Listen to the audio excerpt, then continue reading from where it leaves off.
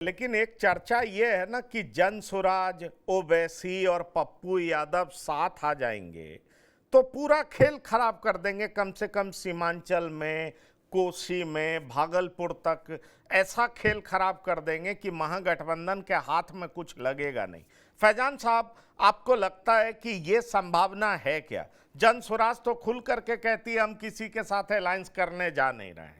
जहां तक असुद्दीन ओवैसी का सवाल है तो असुद्दीन ओवैसी छोटी छोटी पार्टियों को एक साथ लेकर के चलना चाह रहे हैं और मेरी जानकारी में चंद्रशेखर, जो कि उत्तर प्रदेश के नेता हैं, अपना पैर बिहार में भी फैलाना चाह रहे हैं। 100 सीटों पर चुनाव लड़ेंगे, शायद उनका असुद्दीन ओवैसी के साथ गठबंधन हो।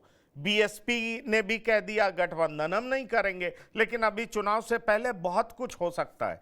तो आपको लगता है कि इस संभावना के चलते कांग्रेस को लगा कि हमारा बेहतर प्रोस्पेक्ट सीमांचल में, जहां खासतौर पर 4 जिले में जहां मुसलमान की आबादी बहुत ज़्यादा है और कांग्रेस का कॉन्फिडेंस मुसलमान समाज के प्रति बढ़ा है पिछले कुछ दिनों में, तो क्या कांग्रेस को इसलिए ऐसा लगा कि पप्पू यादव को समझाना बहुत जरूरी है, साथ जोड़े रखना बहुत जरूरी है, नहीं तो पप्पू यादव हाथ से निकल गए तो हमारे हाथ से एक बड़ा नेता निकल जाएगा जो अपने दम से पूर्णिया लोकसभा जीत कर आया है? कैसे देखते हैं फैजान अहमद साहब?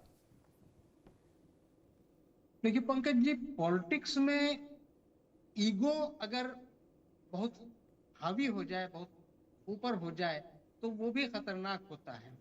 यहाँ तेजस्वी यादव के साथ ये प्रॉब्लम हो रहा है। वो ईगो का जो प्रॉब्लम हो रहा है कि वो पप्पू यादव हो या कन्हैया कुमार हो, इनको नजदीक आसपास में फटकने नहीं देना है, वो कांग्रेस में नहीं रहें, कांग्रेस उनको दूर रखे, इसकी कोशिश जरूर होगी। लेकिन बहरहाल कांग्रेस भी एक पुरानी पार्टी है, उसका भी अपना असर है, इसलिए वो इस बात को समझ रहा है कि कम से कम सीमांचल एरिया में उसे पप्पू यादव के डायरेक्ट या इनडायरेक्ट सपोर्ट की जरूरत है। देखिए बहुत बहुत कुछ होता है पॉलिटिक्स में कि खुल के सामने नहीं होता है। हो सकता है कि वो आरजेडी को नाराज नहीं करने की जो पॉलिसी कांग्रेस की है उसको बनाए रखने के लिए वो पप्पू यादव को बहुत आगे नहीं करेंगे या उनको बहुत ज्यादा अहमियत नहीं देंगे, लेकिन वो पप्पू यादव को हो सकता है वो इंटरनल वो सपोर्ट करें, वो उनका सपोर्ट लें वहां से, खासतौर से सीमांचल एरिया में, क्योंकि सीमांचल में बहरहाल पप्पू यादव की ये सलाहियत तो है कि वो किसी के प्रोस्पेक्ट्स को डैमेज कर सकते हैं। तो इसलिए मुझे लगता है कि कांग्रेस इस मामले में थोड़ा केयरफुल्ली इसको प्ले करते हुए इनके साथ, पप्पू यादव के साथ कहीं ना कहीं कुछ इंटरनल अलायंस या अंडर हैंड डीलिंग कुछ हो सकती है। आपने एक नाम और भी लिया कि असदुद्दीन ओवैसी भी वो कई पार्टियों का उन्होंने कहा भी कि वो थर्ड फ्रंट बनाने की कोशिश कर रहे हैं, उसमें हो सकता है वो छोटी छोटी पार्टियों को लाने की कोशिश करें अपने साथ। बीएसपी के साथ तो उन्होंने पिछली बार किया था। ये और बात है कि बीएसपी को कोई बहुत बड़ी कामयाबी नहीं मिली थी, सिर्फ 1 सीट ही जीते थे। और दूसरी और भी छोटी छोटी पार्टियां हो सकती हैं जो बिहार में तो शायद, क्योंकि देखिए इलेक्शन जब आता है तो बहुत सी पार्टियां खुद ब खुद सामने आ जाती हैं। तो इसमें हो सकता है बिहार की भी पार्टी हो, उत्तर प्रदेश की भी पार्टियां हों जिनके साथ असदुद्दीन ओवैसी अपना हो सकता है कुछ अलायंस करें। उनका भी असर रसूख ज्यादा सीमांचल में ही है। सीमांचल के जो 4 जिले का आपने वर्णन किया, 4 जिले में 24 सीटें हैं विधानसभा की, वहां उनका असर है। अगर वो उन 24, वैसे तो वो 70-75 सीटें भी लड़ने की बात कर रहे हैं, लेकिन अगर वो 24 सीटों पर भी अगर लड़ते हैं तो वो प्रोस्पेक्ट किसका खराब करेंगे? जाहिर है एनडीए का तो नहीं खराब करेंगे। अगर प्रोस्पेक्ट खराब होता है तो वो इंडिया अलायंस का ही होता है, जिसमें लेफ्ट पार्टीज तो नहीं लेकिन आरजेडी और कांग्रेस ही ज्यादा अफेक्टेड हो सकते हैं।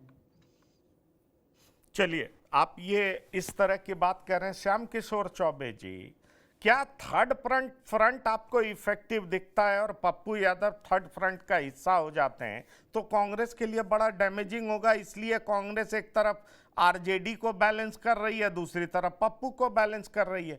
पप्पू का तो पता ही नहीं चलता कि वो कांग्रेस में है कि जैप में है, जैप का विलय हो चुका है, लड़े वो इंडिपेंडेंट हैं, अपना नेता राहुल गांधी को बताते हैं, पप्पू हैं किधर, इसको लेकर के हमेशा भ्रांतियां रहती। क्या आपको लगता है कांग्रेस क्लियर कट फैसला नहीं ले पा रही है पप्पू को लेकर के? जब जाने लगते हैं तो पप्पू के लिए प्यार उमड़ने लगता है कांग्रेस का, और जब पप्पू आने लगते हैं तो कांग्रेस दूर भागने लगती है। ये चल क्या रहा है? देखिए, पप्पू यादव बहुत सीजन लीडर हैं और मेरे ख्याल से जिस थर्ड फ्रंट का आपने जिक्र किया, खासकर ओवैसी जी का, और कि वो छोटे छोटे दलों को मिला के लड़ेंगे, तो ओवैसी को तो अब कहिए कि पूरे राष्ट्रीय स्तर पर यह हो गया है कि वो बीजेपी के लिए प्ले करते हैं। वो खासकर इंडिया ब्लॉक को नुकसान ही पहुंचाते हैं, बीजेपी को तो नुकसान कभी पहुंचाते नहीं हैं। ऐसी स्थिति में मेरे ख्याल से पप्पू यादव उधर नहीं जाएंगे, रहेंगे इधर ही। हाँ, थोड़ी बहुत खींचतान चलेगी, और जो इनका नेचर है, जैसा कि डॉक्टर साहब ने कहा भी कि ये मतलब क्षणे रुष्टा क्षणे तुष्टा वाली स्थिति में रहते हैं, तो वो हो सकता है। लेकिन लोकसभा चुनाव में जिस प्रकार पप्पू यादव को एक तरह से खो दिया था आरजेडी के दबाव में कांग्रेस ने, इस बार मेरी उम्मीद है कि इनको समेटे हुए चलेगी, आरजेडी को मनाते हुए चलेगी। कन्हैया कुमार की तो एक तरह से आरजेडी की ओर से कन्हैया कुमार को, जो मैं समझ रहा हूं कि हरी झंडी मिल गई है। कन्हैया कुमार को भी लोकसभा चुनाव में दिल्ली जाना पड़ा था बिहार छोड़कर। इस बार मुझको लगता है कि उनकी स्वीकृति हो गई है, और पप्पू यादव के लिए भी मैदान तो है, ऐसा नहीं है कि नहीं है। लेकिन जहां तक लालू प्रसाद और तेजस्वी यादव की बात है कि वो इनको शायद बहुत नहीं चाहते हैं, इनको अपने प्रतिद्वंद्वी के रूप में देखते हैं, ऐसी स्थिति में कांग्रेस सामंजस्य बैठाएगी, और अभी काफी टाइम है। हमको नहीं लगता है कि अभी कोई मेजर डिसीजन हो जाएगा। अभी कहीं भी किसी भी दल में मेजर डिसीजन होने का टाइम नहीं है। अभी तो केवल जो कहते हैं ना कि वो जो लाठी भांज का खेल होता है, उसके पहले गदका, जिसको हम लोगों के यहाँ बोलते हैं, कि उसके पहले मैदान के चारों दो तरफ दो लोग अपने आप भी लाठी खेलते रहते हैं, बाद में एक दूसरे से टकराते हैं। तो अभी तो गदका का आरंभिक चरण चल रहा है। ऐसे में ये बहुत सीरियस बात नहीं है मेरी समझ से। ये नहीं, चलेगा अभी, नहीं, और कुछ दिन चलेगा। कुछ दिन चलेगा, आप ये बात कह रहे हैं।